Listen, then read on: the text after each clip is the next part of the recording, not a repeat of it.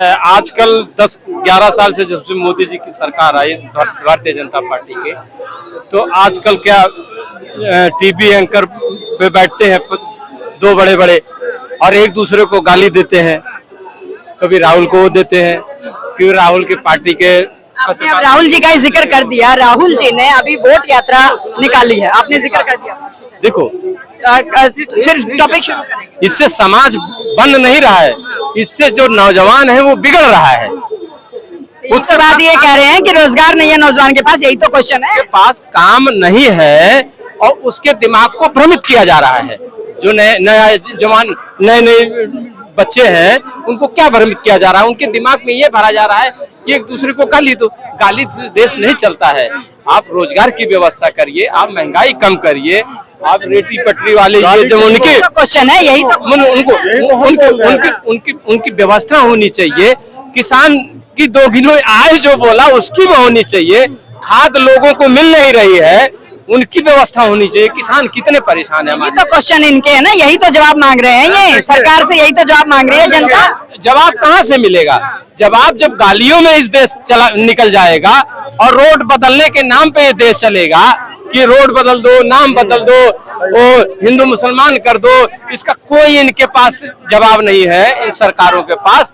और कल का वो अभी मैच हुआ तो मैच नहीं खेलना चाहिए था। जब कहते थे नेहरू जी ने गलत किया सिंधु समझौता, तो अब क्यों तुमने गलत किया? अब तो तुमको सही करना चाहिए।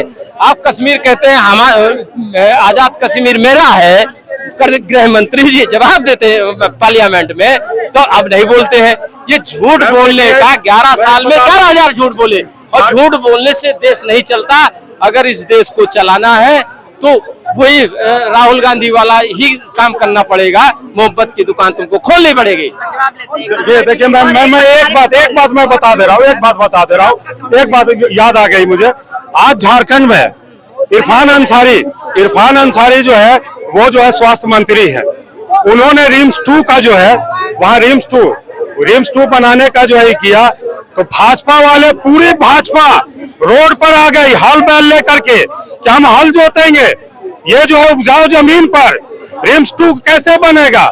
सरकार बंजर जमीन पर बनाए। आज जो भागलपुर में 1 रुपए स्क्वायर फीट मोदी जी जो दे रहे हैं, अरे बेशर्मो, आज वहां भी जाओ, भागलपुर में जाओ, वहां हल चलाओ।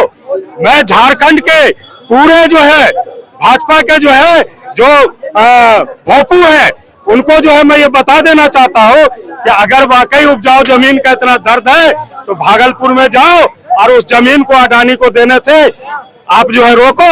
है ताकत तुम्हें? नहीं है ताकत।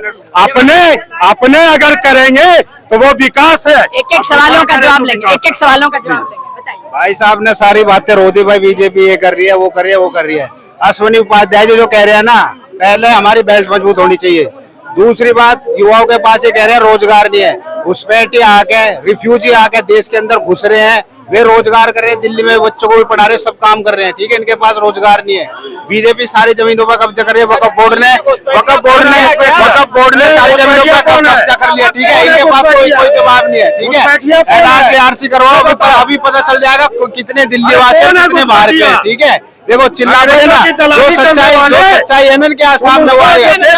मैं क्या बीजेपी को देखो सच्चाई देखो कैसे सामने आई है। इसके पिता का प्रूफ आएगा ना तो ये सब चीज को ये सब चीज को नकारेंगे। हम कह रहे हैं हमारा देश बिल्कुल बर्बादी की राह पे है इस टाइम, ठीक है।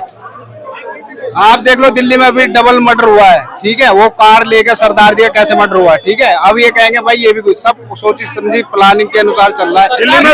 जितने भी बिजनेसमैन है चिल्लाएंगे, जितने भी बिजनेसमैन है सबको मारने की प्लानिंग है। देखो ये कैसे चिल्ला रहे हैं। हम कह रहे हैं कोर्ट भ्रष्ट है, पुलिस वाले भ्रष्टाचार में डूबे पड़े हैं, ठीक है। आम आदमी पार्टी के 22 सांसद भ्रष्टाचार में डूबे, सरेआम चोरी हो रही है। कोर्ट को नहीं बोल सकते हम लोग, कोर्ट के लिए नहीं, एजेंसीज पर हम सवाल नहीं उठा। मैं बताऊं कैसे इनके वकील है ना, कुछ जो भ्रष्ट सारे ही नहीं है, कुछ है वकील जो भ्रष्टाचार। सीधा ऐसे तो इल्जाम नहीं लगाएंगे, ऐसे इल्जाम नहीं लगाएंगे। हम बात करते हैं, हम बात करेंगे, हम बात करते हैं कि राहुल जी ने बिहार में वोट यात्रा निकाली, वोट अधिकार यात्रा निकाली, अब वो दिल्ली में भी इसको निकालने वाले हैं, ठीक है ना, दिल्ली में भी निकालने वाले हैं।